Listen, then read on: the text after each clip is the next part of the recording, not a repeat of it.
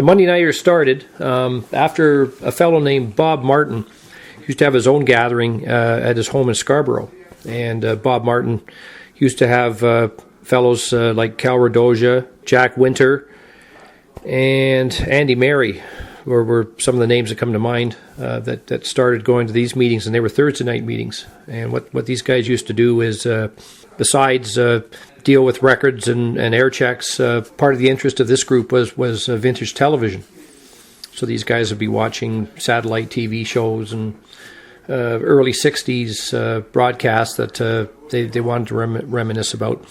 And Bob Martin, one of his biggest favorites was CKY when it was a rock and roll station. And he was a big CKY chart collector. He had, I believe, all the charts and air checks of CKY in its early days. He provided me once with a part of a Dave Mickey show I was looking for from 1963. Sam Ward obtained a copy for the first half hour of it, which Bob had the rest of that show, or at least the rest of that hour. And but anyway, what happened with the Monday Nighter initially on this side is what we did is Cal Radoja came to me and kind of suggested it. And Cal said to me, he said, really, Bob's place is an okay place to have meetings, but it's small. It was a very small room they had there. His hours were limited. He has family there, so there was a few limitations that kind of put the damper on what was going on over there. So what Cal wanted to do was sort of host these meetings out of my house, which at the time I was living just with a roommate, a fellow named Sam Ward, a blind fellow that was also very interested in the same interests that the Monday Nighter's all about, which is like air check collecting, vintage music, radio stories, anything to do with broadcasting for the most part. We decided on Monday night because Cal, being the instigator of this whole thing, thought that Monday would be good because of Andy Mary having Monday nights off. And Andy was a good friend of Cal's who was a major collector. He was also part of the record conventions and record shows that Cal was part of. What happened is Monday night was official then because Andy was driving for the TTC, and I think that was his night off. So anyway, Monday night it was. And we started these meetings at my former house in Mississauga. It was just around the Derry Road and Gorway area in Malton. Had a large basement down there. There was probably about 4,000 or 5,000 albums lying on the wall.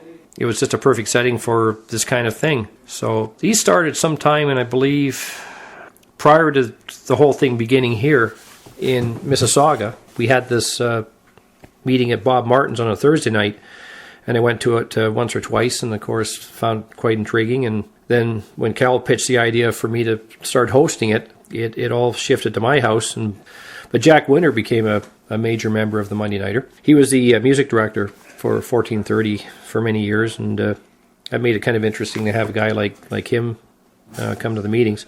Well, Cal Radoja, he never really worked in radio himself. He was just a major fan of Chum radio, Chum from the late 50s, early 60s. That was pretty much Cal's big interest. Him and Andy also the same thing. He was more of a fan, a radio fan. He was a big Bob Lane fan, I remember. He was also a pretty big collector of records and music. So it started out with Cal, Andy, Jack Winter, Sam, and myself. And it kind of snowballed into a lot of different people. We started getting people one by one to come. We got, I'm trying to remember the first name we got. Well, I guess it was Doug Hobbs. Might have been one of the first guests that Cal was very, very glad to bring out to a meeting on a Monday night. So Doug came out. He was from St. Catharines? That's right, yeah. Doug was boarding man at CKTB, 610 in St. Catharines, for I think a good 20 years, I believe. And he worked at TSN Sports down the road, so he had his years in radio, and I think he used to work in Cambridge even. The Monday Nighter did shift locations in 1997 because I moved out of my home in Malton and came here to Richmond Hill at 11 Avenue Road. So the meetings had to follow me, and they did. And a lot of new people came. I'm just sort of thinking about the days of before the move to Richmond Hill. I recall we had a few other interesting people. Sometimes they were just the odd person that would come for one or two meetings, and that was it. But Cal was able to get George Simcoe, I believe he was one of the members of the group Richie Knight and the Midnighters. Came in like 1994 or 95, I believe, to the old place. And of course, Roger Ashby had been there. He finally ended up coming. We got Nevin Grant to come from CKOC. Now, Nevin, it was just me calling him up at CKOC and talking about this with him, and sparked his interest, and sure enough, he made it out to a number of meetings. So it was great having guys like him. When you weren't available, he hosted. The couple times that happened. And so did Doug Hobbs, too, actually. There was a few times where Nevin hosted meetings. The first one I remember Nevin hosting was in 1994 at his original home in Hamilton. And, of course, at that house, he had his complete basement, which was all CKOC memorabilia. Yeah, it was pretty interesting going to his Monday Nighter. We had a pinball machine down there. We had pamphlets of CKOC when it was a mighty 5,000-watt station. Charts all over the place, gimmicks, memorabilia. It was the CKOC Hall of Fame for all intents and purposes. So he had that meeting in 94. I think he had another one in 1997. He had moved to a new place in Hamilton. I think it was in Stony Creek that he'd moved to, and went to a meeting there once where Warren Costard made it down to that one. Doug Hobbs also had hosted a meeting once at Christmas. I'm trying to remember what year it was. I think it was in the late 90s in St. Catharines, because there was the odd time where I had decided that, we'd be away for the summer, or, something was in the way of us doing it, or sometimes it was just somebody like Nevin or Doug would offer to host it. And another guy that used to host it was Vern Erickson. He's another Hamilton fellow. So if anything's happened for Monday Nighters outside of here or the old place, it was one of these three other places in Hamilton or St. Catharines. So it was all in the around the horseshoe there if they weren't happening here. Everything happened up until July of 1997 in Mississauga, and then it all moved here to 11 Avenue Road in Richmond Hill. So anyone who was in radio or likes radio, they're invited to this? Yeah, absolutely.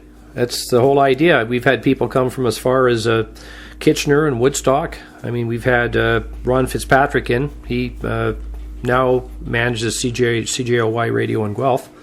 I think at the time he was managing an FM station out of Cambridge. Just trying to remember what it was back then, but I believe now it's Dave FM. He's made it out. We've had Colin Kennedy make it out. He lives in Woodstock presently, but he would come from I think he came in from, was it Belleville or even Kingston or something.